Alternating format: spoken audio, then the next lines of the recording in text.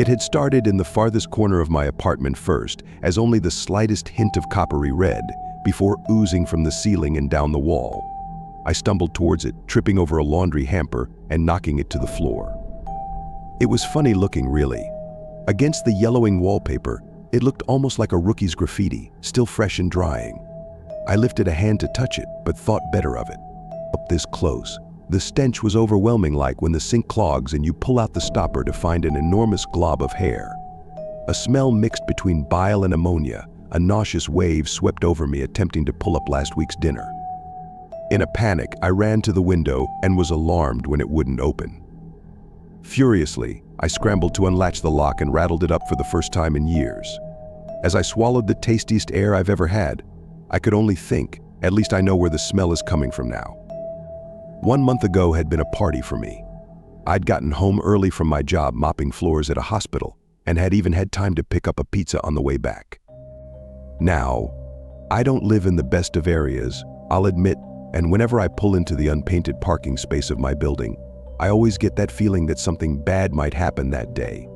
The apartment's at least 200 years old and it shows. From the chipped red bricks to the way it tilts slightly towards the top, the Queen gives a sense of both unreliability and experience. And I'm sure it's experienced a lot.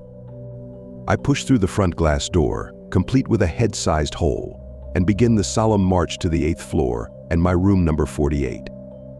I say solemn march because that's what it is. I don't want to see or talk to anyone here, and that's best done by staring at the floor as I walk, my face suitable blank. The first person I come across seems to have the same idea. He's wearing cheap plaid over a greasy t-shirt and doesn't even look my way as he slips into number 9, the Queen's nightly brothel, if I'm not mistaken. The Queen's a classy place. I cross up the stairs past a room that has smelled heavily of curry since I moved here, the same screaming rock music playing like a theme song. The door is open and I see a huddle of kids shooting up heroin or cocaine, or maybe even bleach mixed with water. Who cares? I certainly don't. The walls up here are covered with what could either be mud or human excrement, and I try my best to guide the bulky pizza box up the stairs without touching anything. I see old man Taylor wobbling up the steps ahead of me. He's got his veteran's cap on again, and he's humming some sort of oldie under his breath. I feel bad for him, I really do. It's hard to watch as his arms shake each time he releases the railing to climb up another step, his legs moving slowly with arthritis. Luckily, I'm on my floor now, so I won't have to wait 30 minutes before getting to my room. You having a party tonight? Boy, his voice is raspy from smoking and muddled from time. I turn to have a look at him, hooking the box under my arm. Every night's a party. I remark, failing to come up with anything better. Why, what are you doing tonight? Nodding, I just want to say hello. No one says hello and more. I smile to him and nod, thinking about how cold the pizza must be getting. He smiles back, a toothless thing, before returning to his journey upward as I jingle the keys into my door's lock. Inside, I smile when I see the pile of DVDs on the coffee table, the humming fridge with various appointments and magnets stuck to it, and the window overlooking the sleeping town. I'd survived another day. I throw the pizza down on the side of my mildew-streaked couch and turn on the TV. The television is older than Christ and doesn't have cable, but none of that matters. I put in my favorite television series and begin the party with my best and only friends. My parents came for a visit 3 weeks later. The first thing they said when they walked in wasn't about how messy the room was. It wasn't about how I hadn't called them since last Christmas, or how they thought I could do better than this dump. They complained about the smell. I blushed and pointed at the sink full to the brim with soapy water and old dishes, but they were sure that wasn't it. It smells like something died in here, they said. I fought back the urge to reply, yeah, my hopes and dreams. Honestly, I couldn't smell anything. Needless to say, they didn't stay long and I was alone again. That night, lying in bed, I began yearning for the past. I vividly lived through my childhood for what must have been the 8th time. I saw all the mistakes I had made and all the chances I never took. I saw her again, standing by the pool, waiting for me, but I'd never show up. I had told myself it was because I hadn't wanted to get my hair wet at the time. Now it felt like self-sabotage, and I investigated every what-if scenario that could have happened if I'd gone. There was a sudden crash above my bed, as if a television or even a small bookcase had been kicked over. I was jolted out of my self-pity and back into reality. The crash was followed by a much smaller thump that was somehow more rattling than the first. That old man lived above me. Of course, he might have fallen over for all I knew. And yet, I did nothing. It all went downhill from there. The next night I was haunted by what was the unmistakable sound of dripping. It was hard to hear, impossible during the day, but at night, when everything was quiet, that excruciating sound would begin. Like the ticking of a clock, getting louder and louder, never missing a beat. I envisioned a puddle of blackness being filled by an unnatural cloud within. My loved ones were drowning. I would turn to my static-strewn friends, but still the dripping continued, taking bits of sanity with every drop dot, and the smell, that horrible yellow smell, like a portal into hell, had been opened. I was reminded of when I found my parakeet trapped behind the couch as a child, its rotting flesh and fecal fumes leaping off its carcass. I had cried for my parents then as I did now. But what could they do? I was enveloped in this travesty and I had shut them out of my life. Desperately, I searched my prison for the source of this evil. I pushed through all the toxins under the sink, scattered the mothballs under my bed, and checked the vents for dead creatures. That's when I found something odd. It seemed as if the source was coming through the vents themselves and not from my room at all. Immediately, I bought a roll of duct tape and sealed off every vent I could find with 3 layers of tape. Gradually, the air began to clear and I could finally begin to think rationally again. To finish the job, I sprayed air freshener into every corner of every room, and that's when I noticed the spot. A single crimson-red drip was gathering in the very corner by the window. Growing in size like a blister, I watched as the bubble popped and streaked 5 inches down the wall. Several other red stalactites appeared and grew in size before following their comrade down towards the floor. It was bizarre. They began to take the shape of an upside-down tree, its branches a glaring sea of blood. I felt dinner begin to rise up my throat, and I hurriedly shoved the window open, gasping for breath. I was even more shocked by what I saw below. There was a group of at least 10 men in bulky, yellow hazmat clothing exiting 2 white vans and running into the apartment. I couldn't believe what was happening. I pulled my head back inside to look at the growing red mark as it began to reach and soak into the carpet floor. I jumped back in surprise before the spot could reach my toes and headed for the door. Already I could hear the men as they charged up the stairs past my door. Towards my heart skipped a beat old man Taylor's apartment. I slammed open the door and waved down an approaching hazmat man. I could tell he was out of breath without even seeing his face. "Please exit the building, sir," he gasped. He didn't wait for me to reply, and so I did the only thing I could. I walked down the stairs with everyone else into the cold night air. On the eve of winter, old man Taylor had been found dead, I was told later. It turned out he'd hung himself over a month ago, and there he had stayed, like clothes in a closet or beef on a meat hook. No one had even noticed he was gone. His family never called him, nor he them. He didn't have any friends to speak of, because he'd never spoken a word to anyone. By all accounts of the few who knew him, he was a lonely man because he never took the time to be anything else. Either he felt he was too busy, or he just didn't care. And he died that way. After a month of hanging there, his head had separated from his body. The crash was the body hitting the ground, and the following thump, the rest of him. Everything inside him had flooded out and dyed the white carpet around him red before soaking through the floor to repeat the pattern in my room. The only reason he was noticed missing was from the smell and a missing payment for his rent. I look back on this and realize with horror that we really weren't so different. I had shut myself off from the world into a cold loneliness I'm sure Taylor was very familiar with up until the bitter end.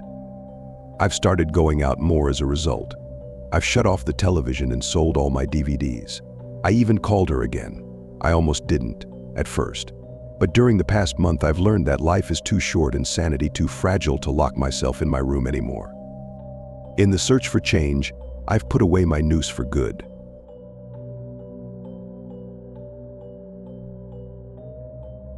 Before you read my girlfriend's side of the story, you may want to read my that also contains last night's unfortunate update. Here is the update copy pasted. Okay guys, I realize I am a bit late with my girlfriend's story, but when you read my latest update, you'll see that I was quite consumed with what was happening to us. Nothing happened since the incident last night. Police called to check in with us this morning. They still have no clue what is going on. Really.so her story. Let me begin by telling you a bit about us. As I said before, I was born in Bosnia, moved to a nearby country in Balkans where I grew up. I came to the US over 6 years ago. My girlfriend was born in India, grew up in Kenya until she was 3, when she moved to Canada. I met her little over a year ago, and we've been together since. So my girl, let's call her Lila, did have few encounters with Rose. First one that she remembers was on the plane. She was a flight attendant for Air Canada for several years. One day, about 6 years ago, she was flying her regular flight, but she can't remember what destination it was. It lasted maybe 2 hours. Once they took off and seatbelt signs went away, she got up to serve complimentary drinks. Halfway through her section, she met Rose. She didn't know it at the time, of course. She said that something was terribly off about the woman. She had this creepy grin on her face, was really pale and kept staring at her. When Lila offered her a drink and some snacks, she got no answer, only a wider and creepier fucking smile. Then, Rose spoke. "I have something for you," she said in a voice that definitely wasn't natural for a woman her age. Her voice belonged more to a teenager than an adult. There was something playful but terrifying in it.now. Lila has seen some shit while flying, so she wasn't taken back by this interaction. Yay. What would that be? I am. Don't patronize me, you bitch. She said that fast. Like really fast. Her jaw was closed while saying that. Then she started grinding her teeth, never letting go of that fucking smile. This was a red flag for Lila. When passengers get aggressive, attendants walk away unless there is physical contact. All right. Well, you have a pleasant rest of the flight, am, okay? I have this for you, she whispered it, taking an orange from behind her back, never moving a muscle on her face. Still a teenage voice. Like when a 12-year-old hits puberty kind of voice. No. Thanks. Lila decided to call it a day with the crazy cunt and walk away. Oh, but you should. Or one day, one day. And that's that. Lila gave her the fuck off look and walked away. Lady never bothered her again during that flight. Lila went home few days later and didn't think much of what had happened. When her mom asked her how her flight was, Lila smiled and said good, other than one really crazy lady. Mom wanted to hear more, so Lila started telling her about what happened. By the time she said the word orange, her mom started crying. Lila was in shock. It was story time. Well, apparently, when my girlfriend was a baby in Kenya, she had woken her parents up a few times with loud crying. When they'd walk into her room, she'd have an orange next to her in her crib. Everything in the house would be locked though. Windows, doors, everything. It got to the point where her parents moved the crib into their room and installed security cameras. Well, on Lila's 3rd birthday that morning, when they woke up, they saw an orange laying on Lila's chest. They were absolutely taken over by horror. They called the police. Police came and looked over the camera footage. Cameras clearly showed a woman opening the front door that was locked, walking into their room, placing an orange on Lila, and just standing there. For like an hour. Just standing there with her head tilted to the left, looking at her. By this point, it is unnecessary to say that Lila was completely horrified. Her mom wasn't doing much better either. Anyways, to keep the story going, her parents didn't know what to do. Police couldn't find the mysterious woman, and no security measure other than 24/7 bodyguards, which they couldn't afford, was enough. Some of their family was already in Canada and were pressuring them to move, so this incident was a final push. They moved and left this creature with an orange behind. Until that day, on that flight. Lila was completely unable to do anything for the next few days after that conversation. She didn't eat much, didn't communicate with anyone. After a while, she got better. There was no sign of further horror, so she started believing it was all a fucked up coincidence. And she went on with her life. She hasn't seen Rose in years after that. Last time she encountered Rose was 1 month before Lila met me. Lila did many transatlantic flights. She loved those. Long travels, decent money, seeing the world. She had it all. 1 month before we met, she was coming back from a Hong Kong trip. She flew to Toronto. I believe she's asleep, and I don't remember exactly. I believe it was Toronto though. Crew had a nice hotel. Everyone had their own room. Lila was on the 3rd floor. She loved drinking at that time, and got pretty drunk that night. She passed out at about 1 a.m. At around 4 a.m., she heard a knock on the door. Then another one, and then another one. But they weren't loud or fast knocks. No, they were slow and silent, yet loud enough to wake her drunk ass up. She rolled out of bed thinking it was one of her equally drunk crew members. Not thinking much, she opened the door and there she stood. Lila said that lights in her room were off, but TV was on. Light from the screen was shining on Rose's face, shining on the grin, shining on the pearly white teeth, bright red lipstick, and a white face paired up with tilted head. You know how when you're drunk and some scary shit accident, cops, itseshi happens, and you sober the fuck up immediately? Yay. She just let out this helpless sound of horror. They both stood there. Rose started rocking back and forth. Every time she'd rock back, she'd reveal red shoes hidden underneath her white dress. Her teeth were grinding. Then she pulled out an orange.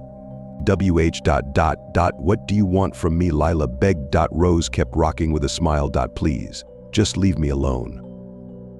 I don't have anything. You take it. You take it now. He will too. She said that with that same teenager voice, only a little more playful tone was used this time. Like a happy-ish child. Don't know if it was her defense mechanism activating, but Lila took the fucking orange and threw it over Rose's head and screamed, "Get the fuck out of here. And take this shit with you, you freak." That was the first time either of us saw Rose lose her smile. White teeth disappeared underneath the thick red lips. Head went back from a gentle tilt into its natural position. I will see you too soon, she said it in adult voice. And this voice was scarier than the teenager one.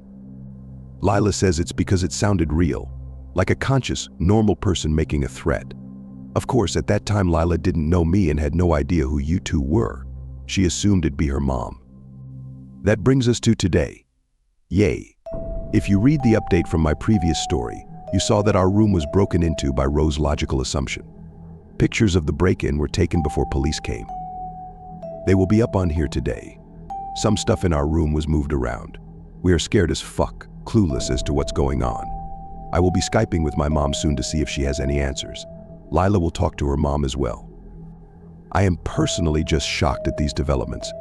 I never believed anything like this was even possible. Quite honestly, if one of you wrote this story here, I wouldn't believe shit you said. And I can't blame you if you don't believe me. But if you have any idea about what this might be, I'm all ears. I assume it's some sort of a cult, but the only thing that fucks with my head is the fact that Rose knew my girlfriend before I did. Everything so far could have been explained in a logical way, but this took it to a super fucking natural level. Were they putting an effort into getting us together? How'd they do that? And more importantly, why? For what possible benefit? Fuck this man. Fuck this. Credit to this is the second in a series of several popular Reddit posts documenting some seriously creepy experiences. We are publishing them here with express permission of Milo's Bogetic, aka the original poster. The story is in multiple parts and will be published completely over the next few days, much like what I did with the bedtime series earlier this year. After the stories have all gone up, I'll edit each post with links to the other parts.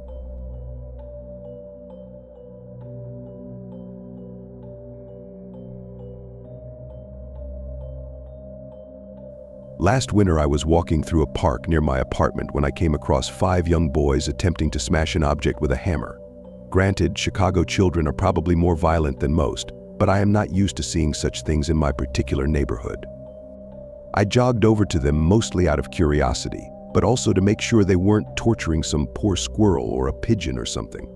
If I had known the sort of thing I was about to come in contact with, I would have probably went home and bolted the door. One of the boys was clutching some sort of dark wooden board covered with black paint and holding it at arm's length with his face turned away and his eyes closed. A second boy, I remember one of his friends calling him either Peter or Paul, was aggressively prying the hammer out of the hands of the boy who had been swinging at the wooden board moments earlier, while the other 2 kids watched without saying a word. In spite of all the hammering and arguing, the surface of the board looked perfectly smooth and intact from the angle I was approaching. I put on my toughest adult voice and got the kids to quit yelling and fighting over the hammer just long enough to ask them what in the hell they were trying to do. The boy holding the hammer, Peter or Paul, looked me straight in the face and said, "We're gonna break the devil into 6 pieces and bury him in the woods." I was stunned, but also amused. I figured he had seen something like this on television and sort of laughed it off as I asked, "So you kids think this plank is the devil?"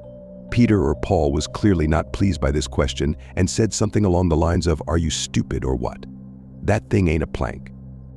As I took my first look at the wooden board up close, I was surprised to see that the entire surface had not been painted with black paint, as I had at first thought. It was actually hand-painted to the point that it was nearly covered with a language I wasn't familiar with. It looked vaguely Asian or Middle Eastern. It was entirely alien to me, aside from the upper left and right corners, which displayed very detailed paintings of the sun and moon.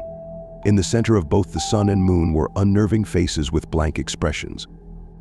As I thought about this last detail, it became clear to me that this board was some sort of antique hand made of Ouija.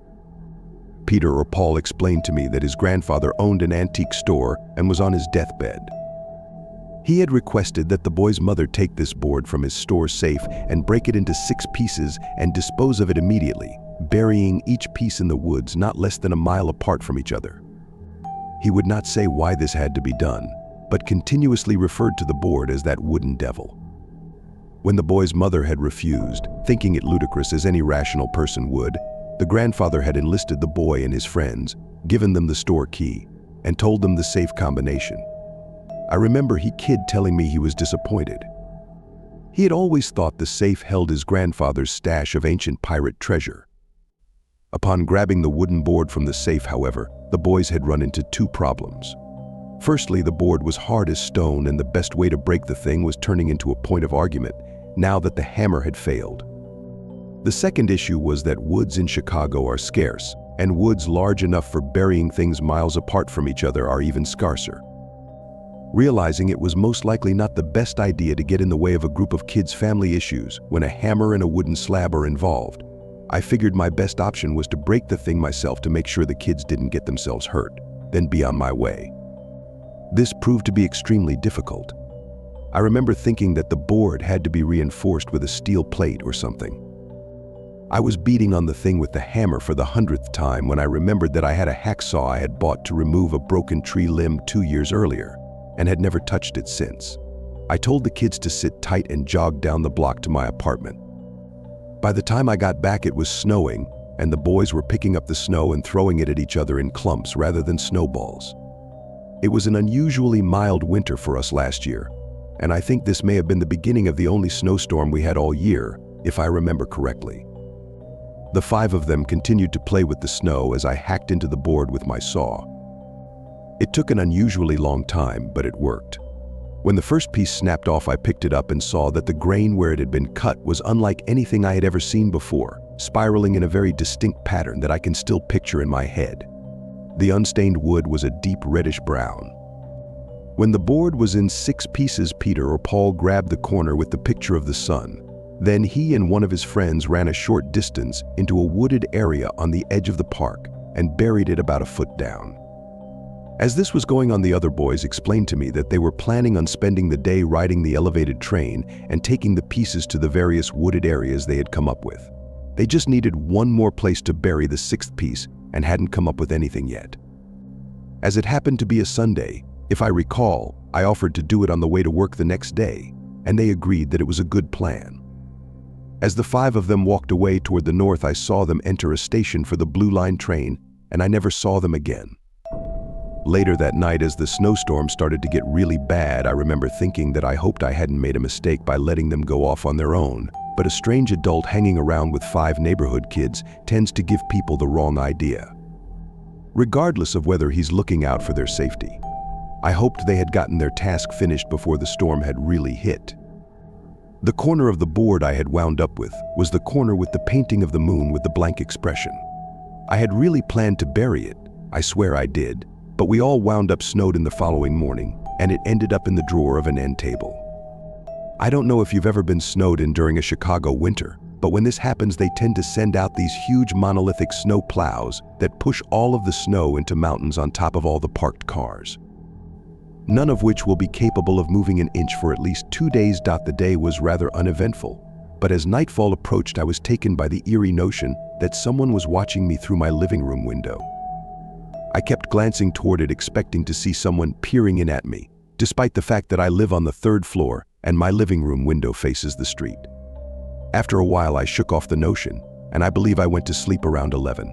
Around 1 a.m., I was awoken by what sounded like a mechanical device humming loudly and assumed it to be my heater, possibly being overworked due to the snowstorm. I stood up and put my ear next to the vent, but the sound wasn't coming from there. I walked into the living room to check the settings on my thermostat, and immediately every hair on my body stood at full attention. The sound was coming from the direction of my living room window, and as I turned to look, I caught the ghastly image of a solid white face with a wide mouth and dark eye sockets on the other side of the glass. I quickly turned on a light, and the face disappeared. The mechanical droning noise seemed to recede. The white face in the window noise, had it all been my imagination, I wondered. When I was younger, I once had an episode of sleep paralysis where I witnessed a tree devouring my neighbor's dog through a bedroom window, but when I came out of it, the tree was back to normal, and the dog was perfectly fine. Had this been something similar? Nevertheless, I hardly slept the rest of the night. I kept thinking I was hearing that deep mechanical drone somewhere in the distance. By the next night, I had regained my wits and fell asleep in my bed sometime around midnight. I awoke once again, terrified, to the sound of the same mechanical drone as the previous night, but this time much louder. As I sat up in bed, I saw the ghastly white face with sunken eyes on the other side of the window, near the foot of my bed, no more than 3 feet from where I lay sleeping. It had no neck, arms, torso, nothing. It seemed to just float there above the streetlights below, emanating that horrible humming sound. I instinctively grabbed the drapes and pulled them closed, but the sound continued. Remembering what had happened the night before, I ran to the lights and flipped the switch. The noise slowly faded, but I was too afraid to open the drapes for the rest of the night. The next morning, I was still unable to get to work due to my car being frozen beneath a 7-foot pile of ice. But I absolutely had to get out of that apartment. I thought that if the face was going to come back, that I would have to be ready for it somehow. I went to a sporting goods store in the neighborhood and purchased a box of ammo for the .22 range pistol I hadn't used in years. It wasn't much, but it was better than nothing. I also bought some caffeine tablets and a bag of coffee. Before nightfall, I set up camp in my living room with the pistol and a coffee pot, took one of the caffeine tablets, and rigged up a portable audio recorder that I sometimes use for work. I don't own a camera, and my cell phone's video function had not been working for months, so the best I could do was attempt to snap some photos in the dark with the cell if the face appeared again. It showed itself around 3 in the morning. I was beginning to crash from all of the caffeine when I began to hear the droning sound approaching from the distance. I readied my gun in one hand and my cell phone in the other, but the face didn't appear at the window. I began to wonder if perhaps the face was outside my bedroom window, and as I snuck through the dark toward the door, the sound seemed to get louder. However, as I entered the room, the door slammed and locked behind me, and I heard glass shattering in the living room. Suddenly, the apartment was filled with the noises of things being smashed, thrown, and torn to pieces. The droning noise was deafeningly loud, and I covered one ear and turned my head away as I clawed at the doorknob with my other hand, but it simply would not open. It was as if the lock had been welded shut. After about 30 seconds of this, I raised my foot and smashed the door open with 2 kicks. Immediately, the crashing in the living room stopped, but the room itself had been completely torn to pieces. And as I looked up above the debris at the shattered window, I saw the face one last time staring at me from the other side of my demolished Venetian blinds. It opened its mouth, exposing a wide, dark cavern the likes of which I hope to never see again, and the horrible sound got louder and louder as I snapped a single photograph with my camera and the flash went off. Then, in an instant, the face was gone. All I have to prove my story is a single blurry photograph and the audio taken by my portable recorder in those last few minutes. But the thing about it that disturbed me the most is the corner of the wooden board with the painting of the moon was sitting atop the debris in the exact center of the room, and the face had been altered so that the expression was identical to what I had just seen in the window pane, with the wide, aping, cavernous mouth. I buried it in the woods the following morning.